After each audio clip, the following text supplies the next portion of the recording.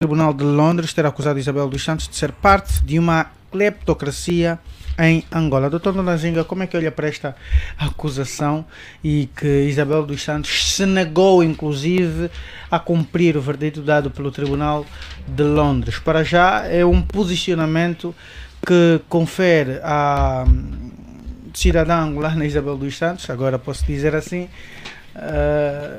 um estatuto com alguma relevância que não chega inclusive a manchar a situação política de Angola, apesar dela ter a relação que tem com o país, com a liderança atual do país, vamos assim dizer. Em primeiro lugar, vamos analisar profundamente a questão que o tribunal levanta aqui. Existe ou não, de facto, a questão de cleptocracia em Angola, em primeiro lugar? Volta e meia temos estado a falar, temos estado aqui mesmo nesta rádio e em vários setores, temos estado a denunciar permanentemente a questão dos roubos do erário em Angola. Primeiro, as pessoas devem entender o que é isso, cleptocracia. Clepto refere-se a roubo. O que é uma cleptocracia? É quando detentores do poder políticos são voltados à prática de roubo do erário, portanto do tesouro público. Esse assunto é predominante. Há aqui um combate à corrupção. E quais são os visados nesse combate à corrupção? São muitos dirigentes deste país, personalidades influentes, e inclusive a partir mesmo da própria liderança do país. Quando falamos em Isabel dos Santos, não nos esqueçamos que é filha biológica do ex-presidente da República, o engenheiro José Eduardo dos Santos. Quando se fala de Isabel dos Santos, direto ou indiretamente estamos a falar do pai, que foi presidente da República e que a catapultou para portanto, determinadas funções onde ela aproveitou lucupletar-se do erário, onde ela aproveitou de lapidar. Mas lucupletar-se é o quê, já agora? Lucupletar-se apropriar-se indevidamente. Não é a forma elegante de dizer roubar mesmo. É um clepto, é roubo. Portanto, refere-se a roubo. Por isso eles são mesmo cleptomaníacos ou cleptômanos. Portanto, são pessoas que têm, que sofrem. E hoje estamos a receber uma aula de terminologia por parte do professor Nonanzinga, mas é importante. Linguista, Tem a inclinação patológica para o roubo. Isso aí, quer dizer, é generalizado. Portanto, não vale a pena aqui duvidar se o Tribunal de Londres... uma questão de patologia. Efetivamente, portanto, é uma situação generalizada em Angola. É essa cultura que foi introduzida pelo MPLA, da falta da probidade moral, as pessoas estão no Estado com conduta indecorosa, uma corrupção generalizada, comportamentos suscetíveis de comprometer o prestígio e imagem do país. Esta é a verdade nua e crua. Portanto, de facto, esta questão, ela, portanto, pode se defender, não é? E, aliás, toda pessoa tem direito à defesa, mas desde o domínio público que, de facto, eles fazem parte da cleptocracia, que é essa oligarquia criada pelo presidente José Eduardo dos Santos. Dr. Gilson Salus, os argumentos foram ouvidos em tribunal, onde a Isabel dos Santos se opõe a um pedido de congelamento dos bens e fundos na Inglaterra avaliados em cerca de 736 milhões de dólares num processo que foi iniciado pela Companhia de Telecomunicações Angolana em 2012 e 2013, não é, respectivamente, onde alegadamente Isabel dos Santos terá feito um empréstimo na altura em que ela era diretora da referida empresa. Entretanto, a própria presidente do Conselho de Administração da empresa, e a própria empresa diz que agora Isabel dos Santos se nega a devolver esse dinheiro todo. Mas olhamos agora para uma questão particular, não é? Faz sentido Isabel dos Santos estar a ser combatida a este nível e de vários pontos e de várias formas, quando ela mesma também procede a denúncias de uma série de irregularidades do próprio Estado angolano, onde ela é acusada de fazer parte de uma cleptocracia? Bom, o fazer sentido ou não, isso é uma avaliação subjetiva que qualquer um pode fazer. Mas, claro, tendo em conta as nossas responsabilidades, o que podemos dizer é que é uma situação que pensamos nós não estar a ser conduzida com a transparência e a objetividade que se esperava, porque ela enquadra-se na lógica do combate à corrupção, na ideia, portanto, concebida pelo governo de João Lourenço, que é destruir e desmontar os marimbondos e, portanto, compreender-se que marimbondos são efetivamente aqueles que, num determinado contexto da vida profissional ou pessoal do presidente João Lourenço, estiveram do outro lado, né? Uma espécie de maniqueísmo, não é? Estiveram no lado dos que só fazem mal, e que, portanto, do ponto de vista político, nós não conseguimos aferir aqui a necessidade desta luta,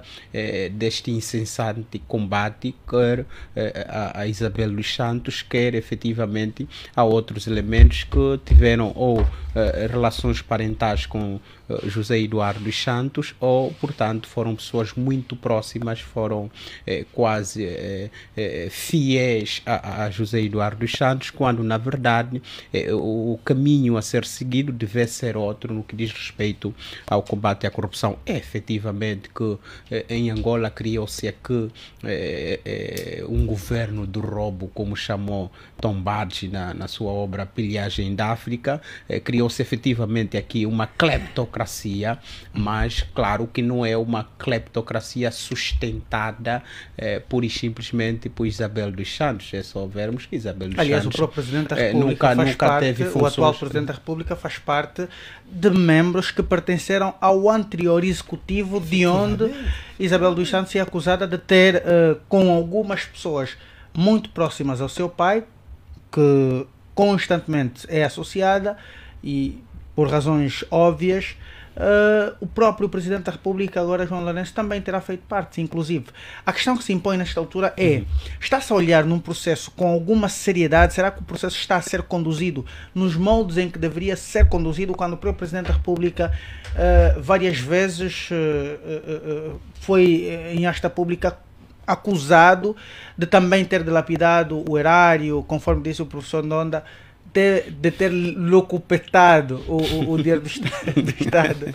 Quando Isabel dos Santos é recorrentemente chamada à justiça, e ela mesma disse que, particularmente aqui em Angola, ela não tem sido ouvida, não tem voz e vez pela PGR.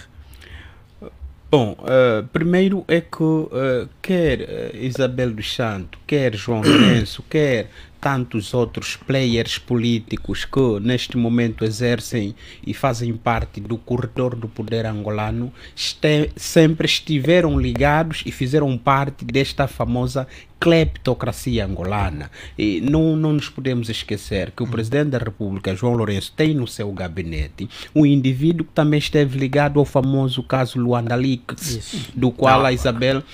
a investigação jornalística de nome Luanda Leaks. Sim, a investigação. Sim. Obrigado, doutor Quilombo.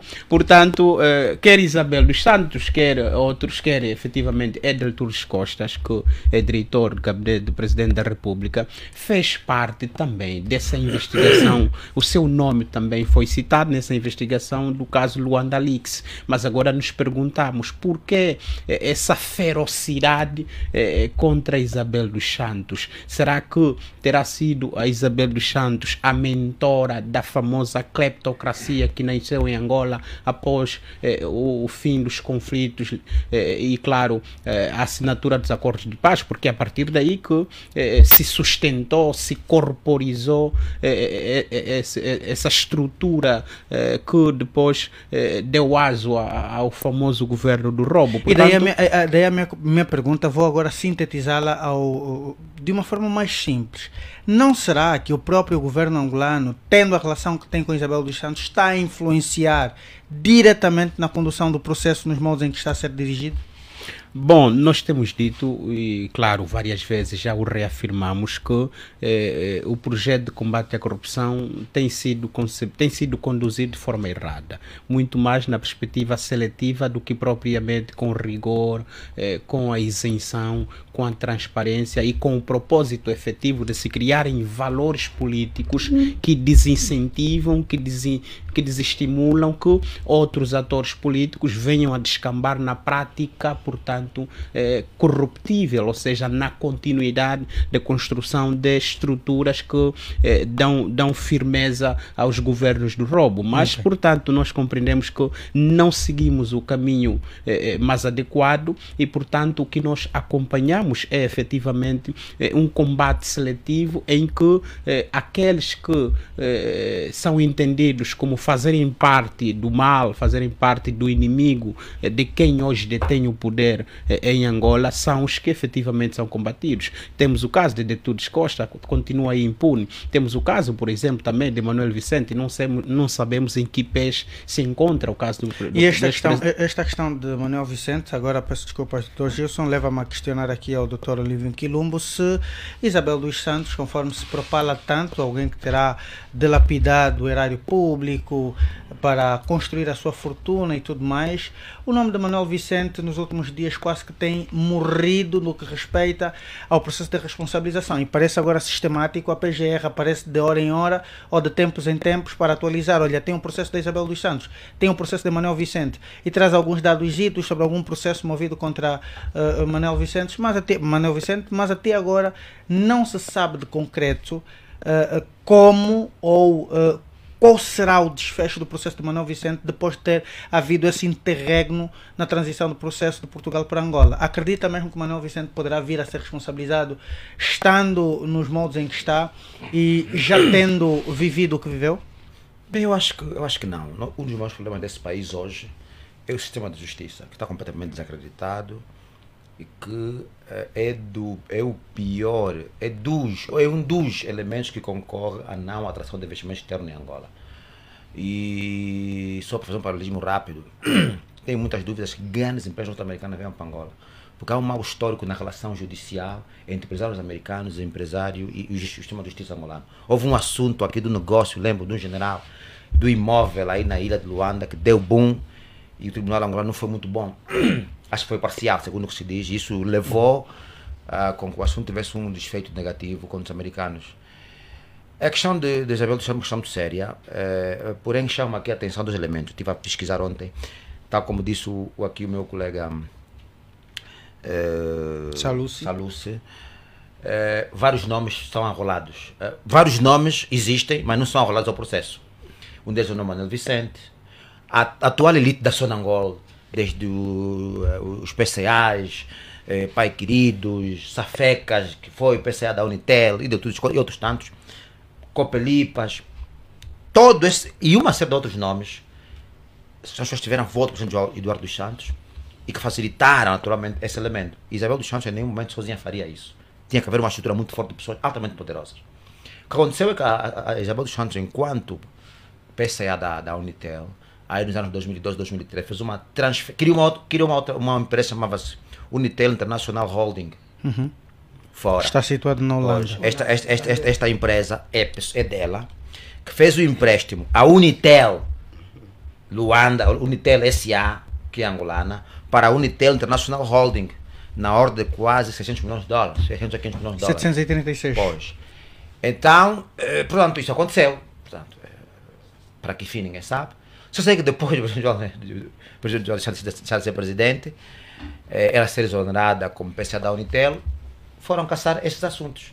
Mas só o da engenheira Isabel, não de outras pessoas envolvidas. Na assinatura dos dinheiros da Unitel para Unitel International Holding, há o nome do senhor Amílcar Safeca, que foi, até certo ponto, PCA aqui da Unitel, salvo do entendimento. Mas essas coisas não são chamadas. Ok? Não estás aqui a passar a ideia de que escolher uma pessoa para sacrificar a mais alto nível e santificar os outros. Isso não é sério. A justiça não pode fazer isso. A justiça não pode fazer isso. E se fizer isso, não está a ser justa. Aliás, a semelhança... E nós temos que levantar a nossa voz para exigir que a justiça seja justa. Disse que se houver um conflito entre o direito e a justiça, prevalece a justiça. Portanto, não se pode pegar uma única pessoa, por ser filha de quem foi, e tentar imputar a ela toda a responsabilidade de todo um emaranhado de coisas que aconteceram em grupo. E a questão mais profunda é que grande parte das pessoas que estiveram envolvidas em todos os processos que ela esteve ainda continuam no aparelho governativo. Eu vou dizer, sim, absolutamente. O que é a demonstração inequívoca de uma cleptocracia. Sim. O que os advogados do governo de Angola, desse processo, quando a Isabel foi julgada na Holanda, disseram ao juiz que o pai desta senhora e esta senhora pertencia a um governo cleptocrático. Os mesmos advogados disseram agora em Londres que o pai desta senhora pertenceu a um grupo de cleptocratas e o pai dela também é cleptocrático. Por curiosidade, por incrível que pareça, o juiz concorda. Porém, a cleptocracia em Angola continua. Aliás, os membros que continuam os mesmos, essas pessoas fizeram parte aqui, do governo do próprio grande pai. Parte delas estão no ativo. A elite da Zona Angola hoje sempre foi a elite da Zona Angola no tempo de Eduardo dos Santos, no tempo da Isabel. A elite da Unitel sempre foi a elite no tempo da Isabel e no tempo de Eduardo dos Santos. E uma questão, continua. Uma questão muito interessante a se abordar é que quase sempre faz-se acusações contra Isabel dos Santos ou contra Manuel Vicente, mas todos os processos a esse nível não se movem por uma só pessoa. Essa é a questão que provavelmente há quem diga que a própria Zona Angola, como um todo, não é inocente de qualquer processo, ou a Unitel, de qualquer processo que tenha tramitado em tribunal, agora, sobretudo, a pesar nas costas de Isabel dos Santos. Para já, acredita que este processo poderá em algum momento tomar um rumo em que outros nomes virão a ser revelados? Eu acho que sim, não vai ser possível.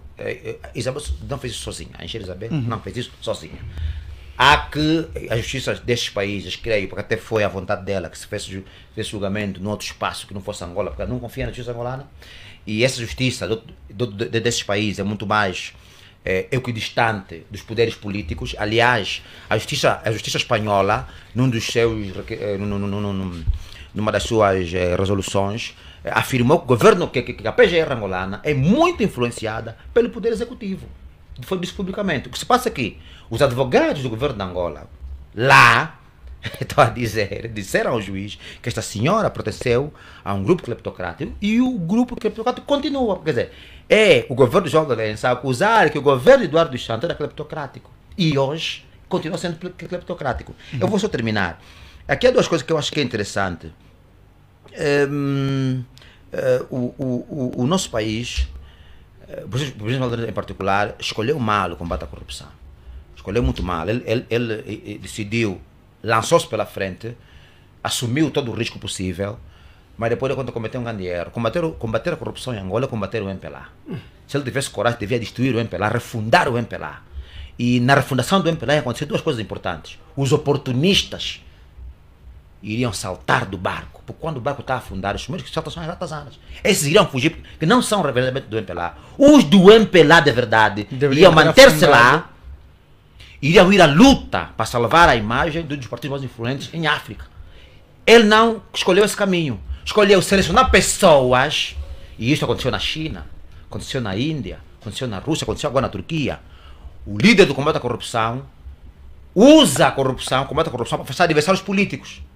Existem pessoas no MPLA com carisma, estrutura política, desenho político, superior para ser presidente do MPLA e candidatar a ser presidente da República. Mas estão na mão do presidente João Lourenço, porque o presidente João Lourenço controla o sistema de justiça. Quando ele disse, em 2021, não, foi em 21 ou 20, discurso da nação, de que tem 700 processos de peculato, não é contra mim nem contra ti. É contra quem? Contra as pessoas que, na condição de gestores públicos ligados ao MPLA, porque o MPLA no partido governou Angola até agora, só se pode cobrar ao MPLA a boa ou má gestão da coisa pública em Angola, a mais ninguém. É preciso que se diga isso.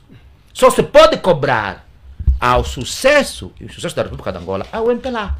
60% de peculato é contra gestores públicos e peculato. É um crime de pessoas ligadas à gestão pública, não é a ti, nem a mim, nem a ninguém aqui. Portanto, processos... é desta forma que ele segura, que ele, portanto, captura os putativos candidatos a presidente do MPLA. E existem muitos. E eu conheço. Era justamente esta questão que eu ia levantar aquela hora quando tentava interrompê-lo. Desculpa.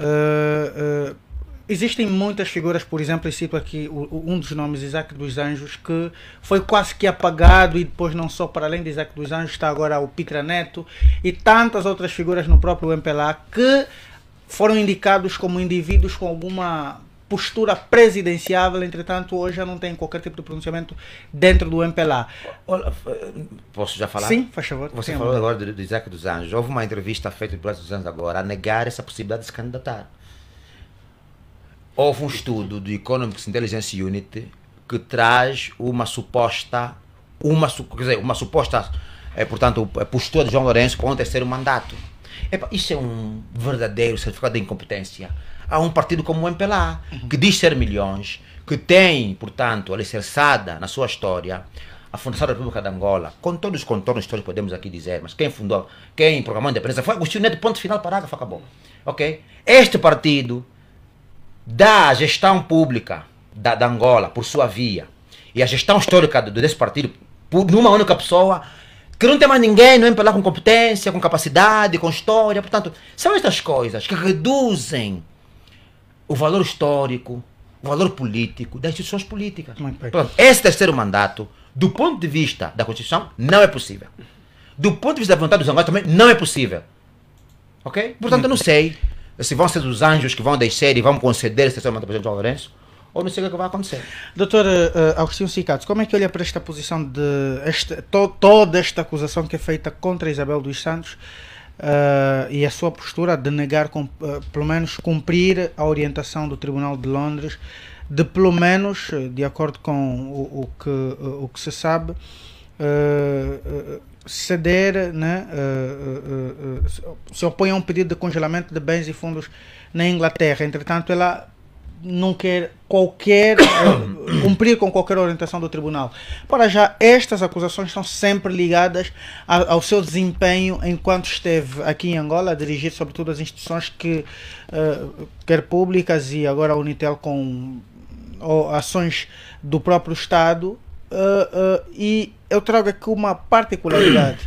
Os angolanos, acredita-se, e na sua maioria, falam que a própria Unitel, que foi dirigida pela Isabel dos Santos, fosse como fosse, apesar dos desvios que foram indicados, hoje, já constado dentro na sua administração, apresenta terríveis sinais de funcionamentos. Como é que olha-se para esta situação? Será o caso da Unitel e demais empresas que agora o Estado vem intervindo na sua administração como um modelo idêntico ao do Brasil, que só funciona com a corrupção dentro e com pessoas corruptas?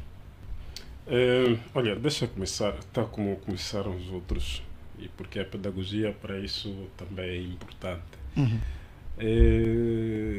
Compreendermos exatamente esse tal termo, cleptocracia, o kleptes é ladrão, klepto é roubar, portanto, cracia é o poder de um governo.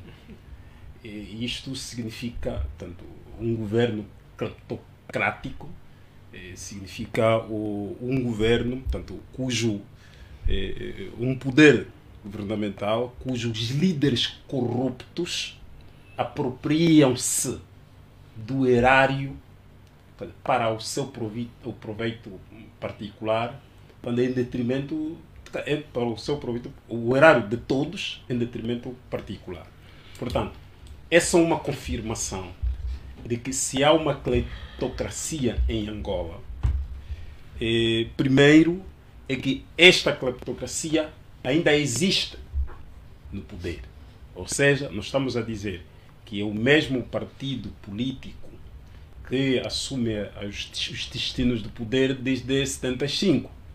Ora, se já não está no poder, então, pelo menos fizeram parte do poder.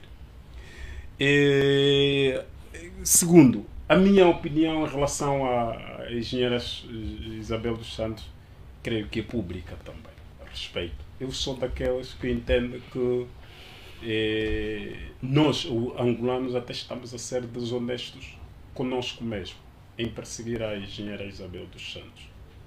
A engenheira Isabel dos Santos foi daquelas, se é cleptocrata, foi daquelas então que conseguiu, se roubou e beneficiou aqui. Mas também não é bem Porque assim. também há aqueles que roubaram, isso é minha opinião. Que é respeitável. Como Exatamente. Há aqueles que roubaram, Não fizeram nada. construíram castelos Levaram. nas ilhas Bahamas e tanto mais. Empregaram cidadãos lá de fora. Esses tiraram o dinheiro todos, mandaram para o estrangeiro. A engenheira Isabel dos Santos se roubou, portanto, quem vai dizer isso é o tribunal, não eu. Se roubou, pelo menos parte do que roubou, também beneficiou parte dos angolanos aqui. Foi considerada uma das que maior empregava depois do Estado. Portanto, uma das maiores empregadoras depois do Estado. Ela, enquanto o empresária, Estado- em que empresas, no caso?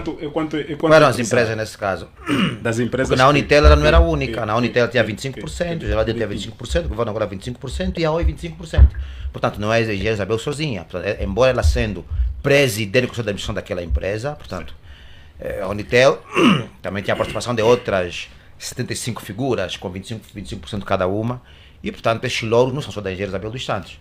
Pronto. Claro, eu percebo que, enfim, a tua opinião, como é Claro, óbvio, eu tenho que claro. respeitar, mas enfim, eu não concordo. E a minha opinião, portanto, e a minha opinião é exatamente essa, porque nós temos os outros gatunos completos. Portanto, o gatuno completo é aquele, porque Isabel deve ser gatuno na metade, se é. Portanto, como digo, Mas a questão é o tribunal que se que impõe, vai decidir. Os gatunos completos foram aqueles que tiraram dinheiro daqui e esta hora estão de calção num restaurante lá nas ilhas. Estão a viajar de um ponto para o outro de jatos privados. Portanto, roubaram dinheiro da Angola, empregam cidadãos estrangeiros, vivem a melhor vida, já não sabem onde colocar este dinheiro.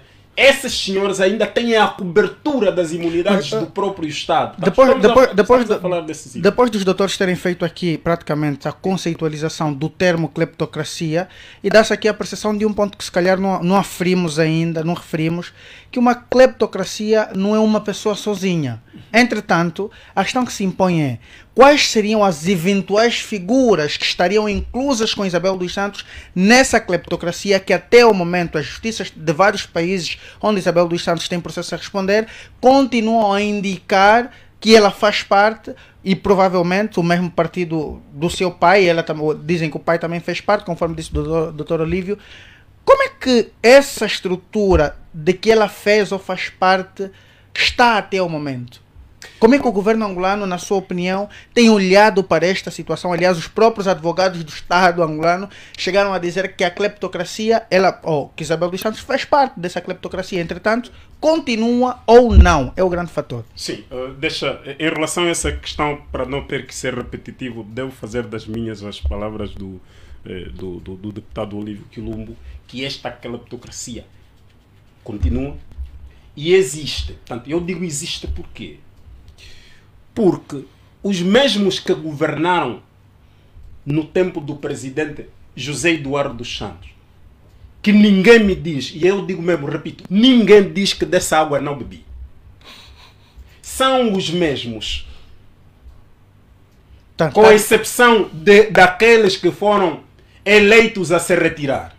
Portanto, são os mesmos que continuam. Ora, se houve cleptocracia no tempo de José Eduardo dos Santos, há cleptocracia no tempo do presidente João Lourenço. Portanto, até aqui podemos mudar de linha, se me permitir. Avançando, estamos a dizer que o melhor seria, e aqui já tem uma assessoria também, porque nós, os cidadãos, podemos também assessorar o nosso presidente. O melhor seria, então, o presidente, neste segundo mandato, ponderar porque em nada lhe vale, nessa altura, criar ruptura com esses grupos. E eu digo em nada vale por quê? Porque o presidente está no final do seu mandato. Ele precisa, na verdade, nessa altura, realizar. aquilo que não fez, deixa para os outros que vão começar o outro mandato em 2027. Seja lá quem for o presidente. Porque também nós às vezes perdemos muito tempo em tal discutir terceiro mandato. Não existe. Portanto, terceiro mandato não existe. E não eu é que eu digo, a Constituição é que diz que não há terceiro mandato. E ponto. Sobre isso até já nem deveria ter assunto também para abordar. É tipo discutir conspiração. Isso é conversa da carochinha. Assunto sério é discutir assunto do Estado. O terceiro mandato não existe. Portanto, o que deve acontecer nesta altura? Esses processos vão parar. Eu lhe digo vão parar. Vão parar por quê? Porque os processos são administrativos. Os processos cíveis levam longo tempo. Esses podem levar 10, 15, 20 anos.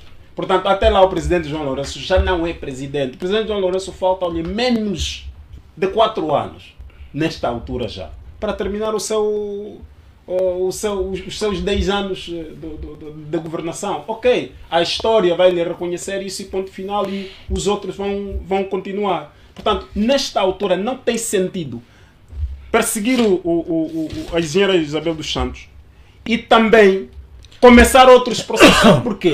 Mas Porque está os a outros sugerir processos... que o Estado deve fazer o quê? Não, Negociar com a Isabel dos Santos? não, Olha, eu estou- não, eu devolva estou a dizer- o que tirou do Estado Eu e estou, tudo mais. eu estou a dizer o que disse desde o primeiro dia, quando se começou essa tal luta de combate, desde aquela altura que se aprovou aquela lei de repatriamento coercivo, repatriamento de capitais, capitais, tal. depois coercivo, depois entenderam recuar, depois aquelas conversas todas.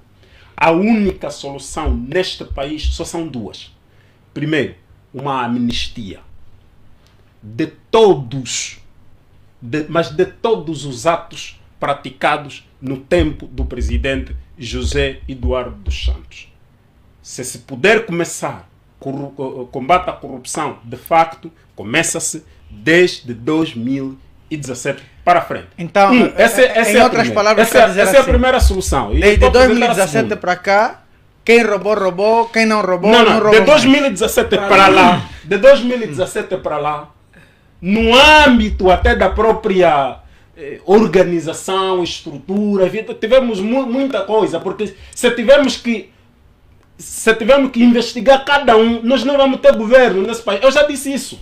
Se tivermos que colocar na PGR cada processo de cada indivíduo, nós vamos ter administradores, governadores, ministros, os que estão no ativo e os que estão no passivo, todos. Nós não teremos, pelo menos dos que já passaram por lá, nós não teremos quase, e eu digo quase ninguém fora deste processo. A ideia seria, doutor... Isso leva muito tempo. A ideia seria... Então, a minha sugestão é exatamente essa. Será esse provavelmente o método do Amnistia-se. governo de Essa é a abandonar primeira. o poder por saber que poderá sofrer esta situação caso qualquer partido político ascenda ao governo?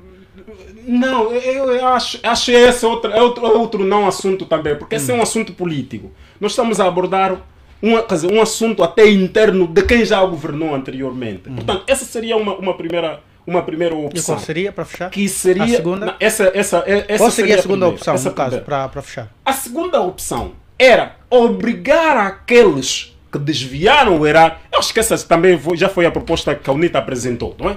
Que obrigaram o erário a ter de trazerem para cá, para o país, e depois discutem-se os termos. Portanto, para Conforme eles... dizem, alegadamente, portanto, ter sido isto feito no Ruanda.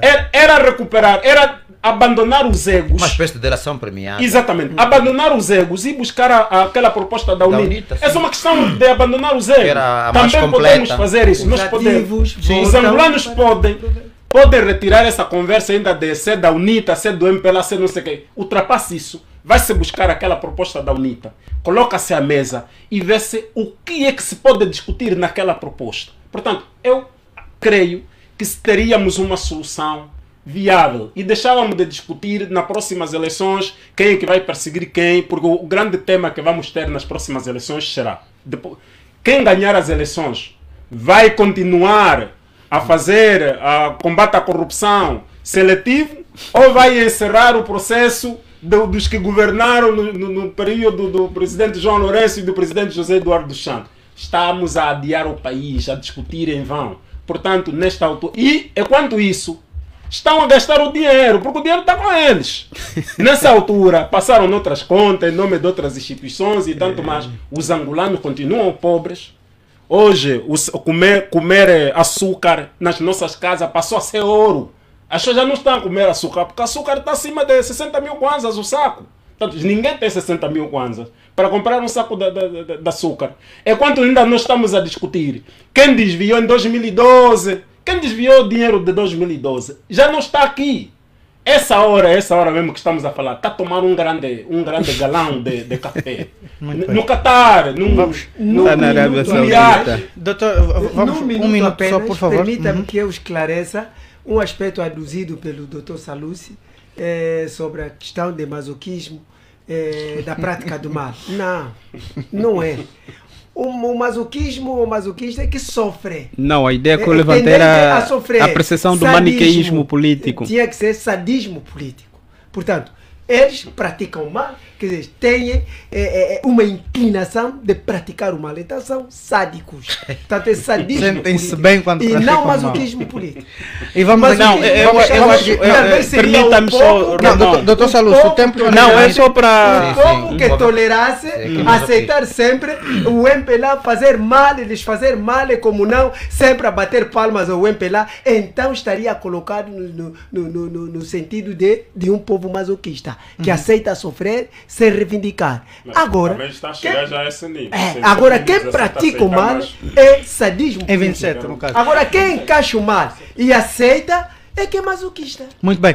A minha questão, doutor, é mesmo muito rápido. A minha questão não foi efetivamente a ideia da construção do masoquismo em Angola, não. Quando eu estava a fazer análise em relação a isso, foi no sentido de que o combate à corrupção terá levantado ao nível da nossa configuração política uma ideia maniqueísta na percepção de Carl Smith, não é? Amigo e inimigo. Os amigos são outros, não falou os do inimigos... masoquismo. Não, é maniqueísmo político. Está esclarecido. Muito bem. Hoje é 2024. Os deputados travaram a taxa de 10% nas transferências para o exterior. O governo pretendia enviar, ou seja, pretendia que a partir do próximo ano, quem fosse a fazer transferência para qualquer pessoa ou banco lá fora, no caso na diáspora, no exterior, tivesse de ser descontado uma taxa de 10% do valor aplicado. Eu vou começar com o Dr. Olívio Quilombo, que é deputado, esteve na Assembleia, estiveram a discutir na especialidade sobre este assunto. Para já, qual foi o ambiente que se viveu? Aliás, depois vimos um vídeo em que alguém queria falar, não queria ser filmado e tudo mais, e tiveram que intervir por conta da questão do IVA, mas vamos nos ater inicialmente a este assunto dos 10%. Por que razão entenderam vetar esta possibilidade? E quando falam de vetar, estamos a falar dos deputados na generalidade, ou se houve deputados no partido na situação que votaram contra, nesse caso. Para já, acredito que o grupo parlamentar da UNITA terá votado contra esta proposta. Entretanto, por que razão o grupo parlamentar da UNITA votou contra esses 10%? As razões são várias. Primeiro é que esses 10% não é só uma questão do presidente João Lourenço. Em 2015, o presidente Eduardo dos Santos, no orçamento ratificativo de 2015, é devolvido o orçamento da Assembleia Nacional e é taxado 10% para aquela transferência. Por quê? Porque eles queriam dinheiro. O petróleo baixou consideravelmente, havia uma necessidade de ir à busca de dinheiro. Onde é que fomos buscar o dinheiro? Nas transferências. 10%. O presidente João Lourenço, quando chega ao poder, corta isso. Hoje quer regressar, também quer tapar algum buraco financeiro. 10% de $100, portanto serão $10. De $1.000 serão $100. De $1 milhão serão $100 mil. É muito dinheiro. Agora, quem faz essa transferência é a grande questão.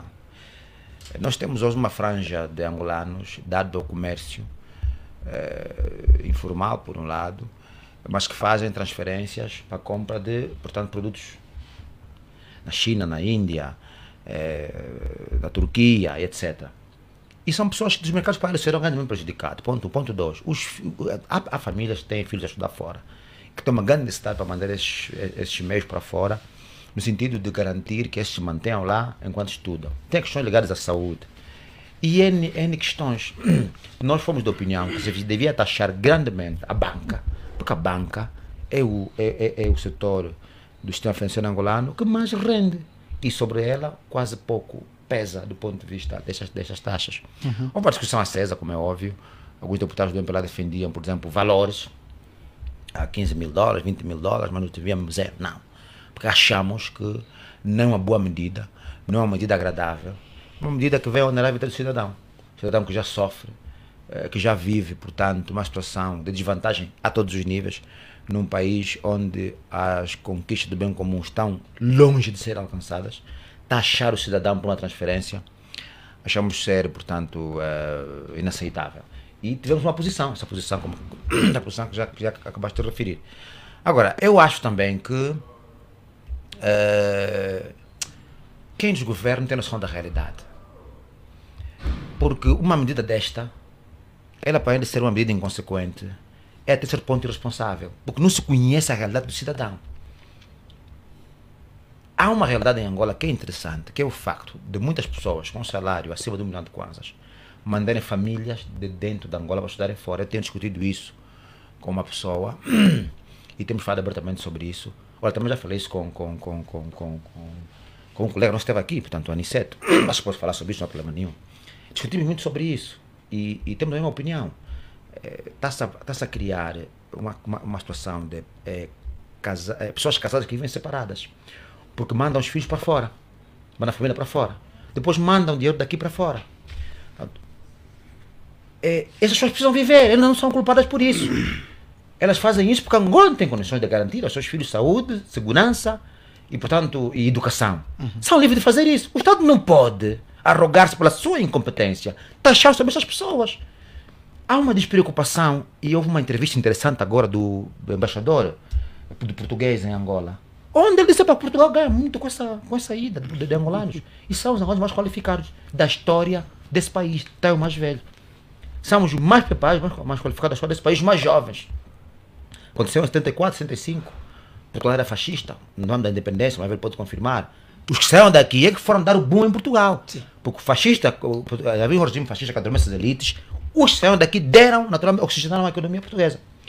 Está acontecendo, aconteceu na década de 80, um conflito armado, fora um aumento do número de angolanos, na altura que Portugal entra para a União Europeia. Está acontecendo a terceira vaga. Essas pessoas vão, com o apoio das suas famílias, vão estudar, vão morar, e os pais têm que mandar alguma coisa mês. Vão taxar sobre estes. Que raio de governo é esse? E o número, o embaixador disse que a população angolana em Portugal cresceu 23%. Então tem muita gente a sair. De famílias pobres, de famílias de alguma renda média, se é que existe, e de famílias abastadas. Portanto, sobre este não se deve taxar. É a nossa opinião, portanto nós deixamos isso bem claro. Muito bem. E seguimos aqui agora, doutor Ndonzinga, como é que olha? Também tem representação parlamentar, o seu partido, a FNLA. Qual foi a vossa postura face a este documento que foi discutido na Assembleia, nas especialidades e no âmbito do Orçamento Geral do Estado? E além da vossa posição na Assembleia, qual é a vossa perspectiva sobre essa pretensão do Governo em retomar a taxação de 10% de transferências para o exterior? Olha, a verdade é que se diga, eu parafraseio o Dr. Quilombo, porque é preciso entender que as políticas públicas ou as medidas, seja decisões que são tomadas, devem necessariamente repercutir na defesa dos interesses do povo e não prejudicá-lo. Um governo que se preze deve ter sempre em atenção os benefícios para o povo de determinadas decisões que toma. Esta questão não passa senão o endurecimento da situação social dos angolanos. São medidas insensíveis. Nós não podemos corroborar com sadismo político, conforme víamos falado com o Dr. Salusi. Isso é uma crueldade. O sadismo político é extremamente perigoso. Faz sofrer as populações. Porque você vê todas as decisões, quase na sua maioria, que o MPLA leva ao Parlamento para aprovar, são sempre prejudiciais, são insensíveis. Eu não entendo. Aliás, o Dr. Olívio tem razão, porque eles não... Talvez, parece pessoas que vivem nas nuvens, que não vivem aqui, não conhecem a realidade do país, do seu povo, da sua gente. Porque uma pessoa que esteja inserida numa determinada situação vai pensar 2 vezes para tomar uma medida que vai colapsar, que vai contrastar com a realidade que ele próprio vive. Portanto, essa é uma questão de sensibilidade moral, que talvez é cultura do partido que nos governa. E da nossa parte, a EFNE, lá conforme perguntou agora, nós somos um partido democrata cristão, meu irmão Romão. Nós somos um partido democrata cristão, assente no nacionalismo angolano.